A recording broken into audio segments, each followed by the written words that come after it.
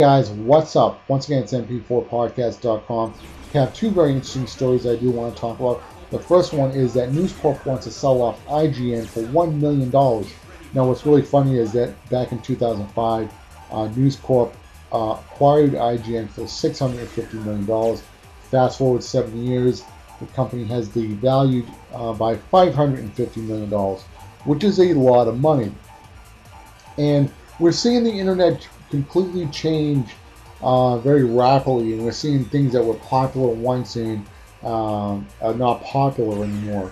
And there's a lot of different things that are going around about this. Just different websites, different tools, Flash, things are going to H.264. Everything is changing, and you can't. It's very hard to predict the future of the internet and what people are going to be using.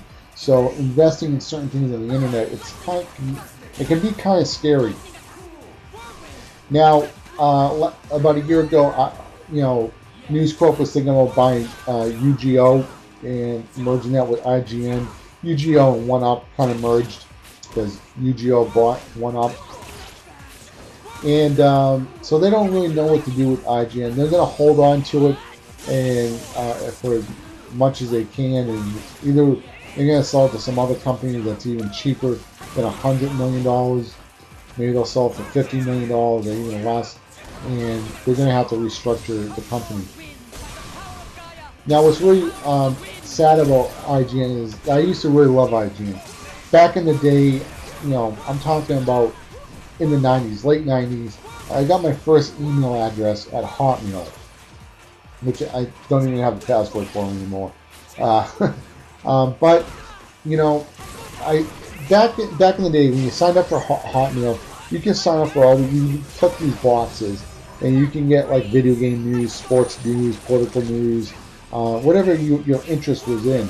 You can get the news. I clicked on video games, so every day I would get an email in my Hotmail from IGN, and I would read these stories, video game stories. And a lot of it was like PS1, Sega Saturn, Nintendo 64, that generation of video games. I used to love reading these articles.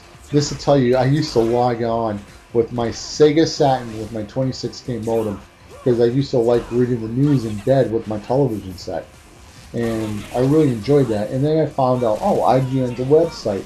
So I started to go into IGN a lot. And I really loved reading what was new, what was going on.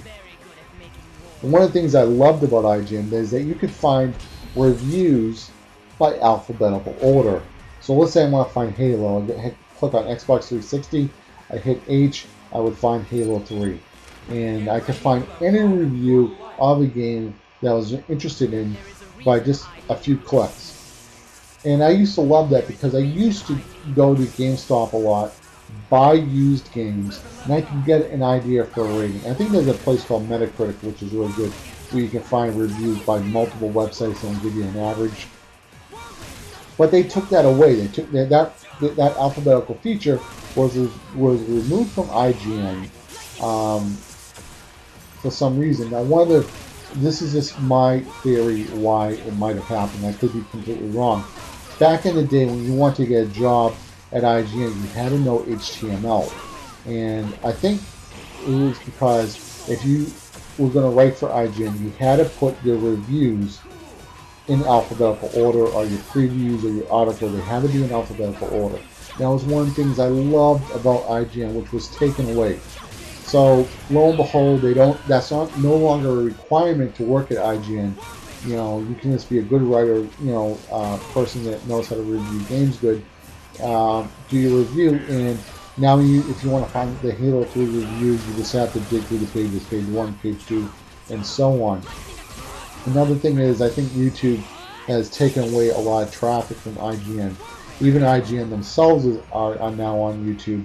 And, if you want to get a review for Halo 3, type in Halo 3 review, you'll probably get about, hundreds of reviews.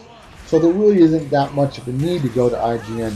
Now, I do like reading video game news. I do go to joystick.com, destructo.com. Those are the two blogs I usually hit. There's a couple other ones out there. But, I think the blogs have also taken away traffic from IGN and these main video game sites because people just want to scan articles really quickly. And so the combination of all these things, I think, have really kind of made IGN not as worth it what it was before. So it's kind of sad. I kind of do have a soft spot for IGN because it was one of my first video game websites I used to read religiously. I don't know, maybe I'll start reading it a little bit more. I hate to see the website go. I used to love One Up. One Up had a TV show back in the day, which I used to love. I don't know if anybody remembers it. It was one white guy, an Asian guy, and an Asian girl. And it was just a really great show. It was kind of like, like a show. It was a little bit of a reality show. It was kind of like scripted in a certain way, so it didn't feel like a reality show. It was kind of like a video game show, but more of a social show. And I used to love that show. I believe the Asian guy went to go work for Microsoft. The Asian girl, she went to go work for Konami. And the white guy was the video editor of the show also. And then they started bringing other staff from the One Up. And I mean, I like these people, but they didn't have that click as much as the original crew. And it's kind of like like on TV shows when an actor leaves and they try to replace that actor with somebody else. Like when Charlie Sheen left his show and they bring in Ashton Kutcher, or Three's Company where they replaced one of the blondes with another blonde. I can't remember their name. But that's what happens a lot when you remove people from shows. Sometimes that chemistry is no longer there. Now, the other story I do want to talk about is the Black Eyed Peas. Now, Black Eyed Peas had a video game for the Xbox 360 and the Nintendo Wii. Now, it was called the Black Eyed Peas Experience. It was produced by Ubisoft. And in the clause is that Ubisoft wanted to produce a iOS version, but they gave the Black Eyed Peas the opportunity to approve or disapprove the game, the iOS game. So if they didn't want the iOS game, they could simply just disapprove the game, and that would be the end of it. Well, lo and behold, 10 days go by. Ubisoft is trying to get approval on the iOS version. They never even disapproved the game, which seems kind of weird. So Ubisoft is suing the Black Eyed Peas for $1 million. And their music company is BEP Music. I don't understand why they wouldn't get back to Ubisoft. Maybe the staff was on vacation. Maybe they were on tour. I don't know what was behind the scenes. But if they were on vacation, I think Ubisoft should maybe cut them a little slack about it. Maybe things like that do happen in life. Sometimes people are away.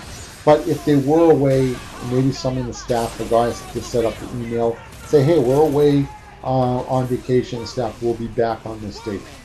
Sometimes when you email people, you get that automatic reply email. So maybe Ubisoft didn't get that and they thought they were being blown off. But it seems kind of bad that Ubisoft is suing the Black Eyed Peas when they made the Black Eyed Peas game for the Xbox 360 and the Nintendo Wii. So I don't know. I don't really like some of these lawsuits that are going around, with Sony suing Butler. Maybe Butler made a mistake. Maybe he just wasn't paying attention. I know it was a Wii game when he was working with that tire company. It all looks bad. I think most people wouldn't even notice it over time. It just blow over, unless they're going to use that commercial for a year or two or something like that. Maybe then it could look bad. So anyway, guys, it's mp4podcast.com signing up. If you enjoyed these two stories, the links will be in the description box, or you can just click on, read the full articles. Also, if you enjoyed this video, please give it a thumbs up. If you're new to my channel, please hit that subscribe button. Also, if you have any questions, any thoughts, leave a comment below. So once again, guys, this is mp4podcast.com signing up. You guys have a great day. Take care. Bye.